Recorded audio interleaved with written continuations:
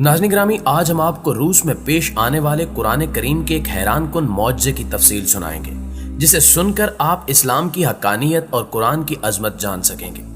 ये रूह अफ़ज़ा मौजज़ा कब और कैसे पेश आया, ये जानने के लिए वीडियो को शुरू से लेकर आखिर तक जरूर देखिएगा।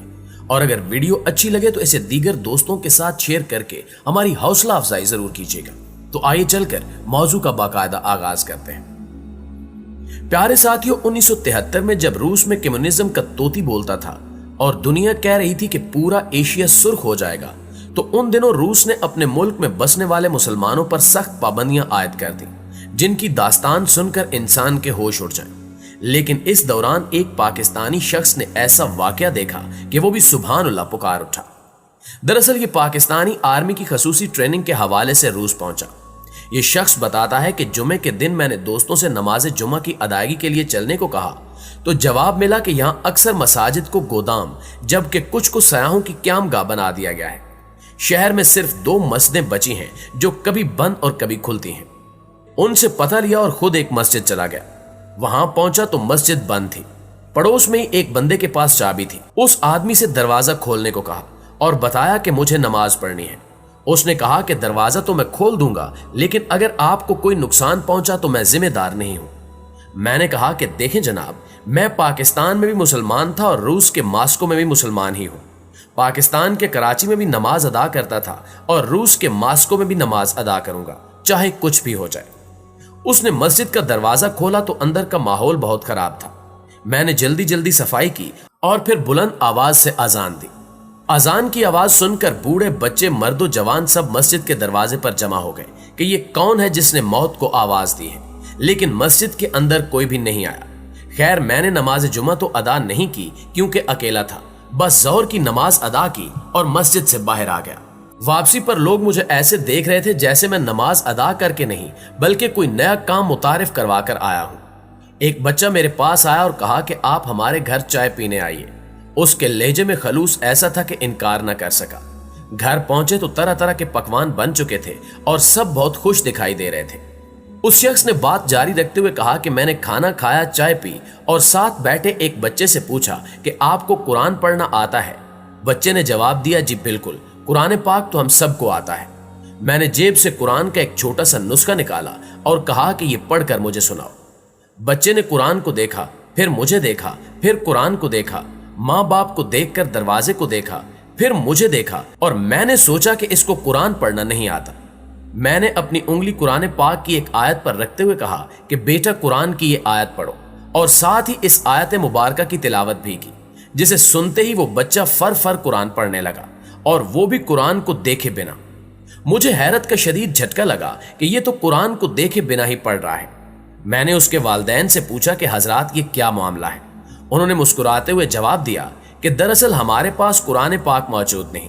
किसी के घर से कुरान पाक की आयत का एक टुकड़ा भी मिल जाए तो उस तमाम खानदान को फांसी की सजा दे दी जाती है।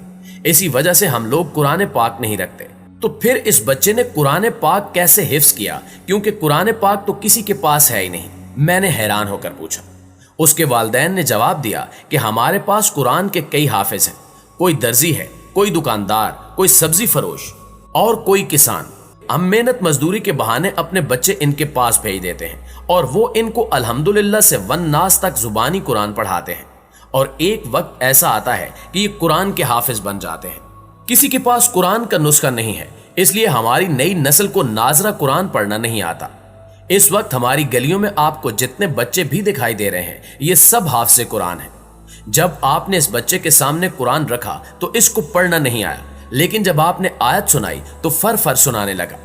अगर आप ना रोकते तो ये सारा कुरान ही पढ़कर सुना देता। दोस्तों, ये शख्स कहता है कि मैंने कुरान के एक नहीं कई हजार मौजज़े देखे। जिस मुआशरे में कुरान पढ़ने और घर में रखने पर पाबंदी लगा दी गई थी, उस मुआशरे के बच्चों के सीनों में कुरान महफूज हो गया था। मैं जब बाहर निकला तो कई बच्चे देखे। उनसे कुरान सुनने की फरमाइश की तो कई बच्चों ने कुरान सुनाया, जिस पर मेरे दिल में ख्याल आया कि कम्युनिस्टों ने कुरान रखने पर पाबंदी तो लगा दी, लेकिन सीनों में कुरान महफूज करने पर पाबंदी न लगा सके। तब मुझे अल्लाह पाक के इरशाद की हकानियत समझ आ गई कि बेशक ये जिक्र यानी कुरान हमने नाजिल फरमाया है और बेशक हम ही इसकी हिफाजत करने वाले हैं। रशिया जैसे इस्लाम दुश्मन मुल्क में कैसे रब अजीम ने अपने पाक कलाम की हिफाजत फरमाई कि बच्चा बच्चा हाफिज बन गया। ये बात भी हकीकत है कि हक ताला ने कुरान करीम की हिफाजत का ऐसा इंतजाम फरमाया कि कोई जदीद से जदीद तर साइंसी ईजाद, शैतानी हरबा या साजिश कुरान मजीद के किसी लफ्ज, हरफ, जेर जबर और पेश में रद्द बदल नहीं कर सकता। मौजूदा दौर तो इंटरनेट का है, मगर जब अंग्रेज शुरू में बरसगीर आए तो ज्यादातर कुरान करीम के कलमी नुस्खों का रवाज था। उस वक्त उन्होंने सोचा कि अगर हम तमाम कलमी नुस्खों को मुसलमानों से खरीद कर तलफ और जाया कर दें और तहरीफ शुदा और गलत नुस्खे फैला दें तो मुसलमानों का हिफाजत कुरान का दावा गलत साबित हो जाएगा। इस मकसद के लिए इन्होंने आम हदिये से कई गुना ज्यादा कीमत पर कुरान करीम के नुस्खों को खरीदना शुरू कर दिया। सादा लो मुसलमान पादरियों के हाथों धड़ाधड़ कुरान पाक फरोख्त करने लगे। प्यारे दोस्तों, जमाने के एक आलमे दीन मौलाना बाकर अली ने पादरियों को कहा कि कुरान करीम के नुस्खों को तल्फ और जाया करने से तुम अपना मकसद पूरा नहीं कर सकोगे। ये फरमाकर आपने एक 10 साला बच्चे को बुलवाया और पादरियों की मक्कार टीम के सामने मुख्तलिफ मकामात से कुरान करीम जुबानी सुना। फिर 8 साला बच्चे को बुलाकर जुबानी सुनवाया और आखिर में एक 7 साला हाफिज़े कुरान बच्चे को पेश किया और उसने भी फर जहां से पूछा गया बगैर किसी गलती के बड़े शौक से सुनाया। उस वक्त पादरियों को अपनी जहालत और हमाकत का एहसास हुआ और उन्होंने कुरान करीम के नुस्खे तल्फ करने का बेहुदा मशगला तर्क कर दिया। बेशक अल्लाह ताला हर चीज पर कादिर है कि जिस तरह आसमान पर सितारे चमकते हैं, इसी तरह कुरान करीम के चमकते हुए अल्फाज लोहे महफूज और आसमान पर महफूज फरमा दिए हैं। मगर हिफाजत के मौजूदा निजाम से कमाल कुदरत का ज्यादा इजहार होता है कि हर जमाने में इस्लाम दुश्मनों की कसरत और हर किस्म की साजिशों के बावजूद अल्लाह रब्बुल इज्जत ने मुहय्यरुल अकूल तरीके से कुरान करीम की हिफाजत फरमाई। हर जमाने में उलमा का एक जम्मे गफीर ऐसा रहा जिसने कुरान करीम के अलूम, मतालिब और मफहूम की हिफाजत की। कातबों ने रस्मुल खत की, कारियों ने तर्ज अदा की और कुरान करीम के हाफिज़ों ने इसके अल्फाज व इबारत की वो हिफाजत की कि नज़ूल के वक्त से आज तक एक जेर जबर तब्दील न हो सका और न होगा।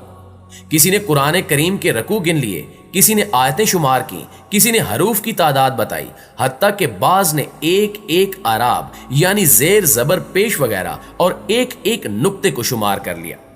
हजूर अकरम सल्लल्लाहु अलैहि वसल्लम के अहद मुबारक से आज तक कोई लम्हा और कोई सात ऐसी नहीं गुजरी जिसमें हजारों लाखों की तादाद में हुफाज़े कुरान मौजूद न रहे हों। और यही रब का वादा भी है कि वो खुद कलाम इलाही की हिफाजत फरमाता है और कयामत तक फरमाता रहेगा।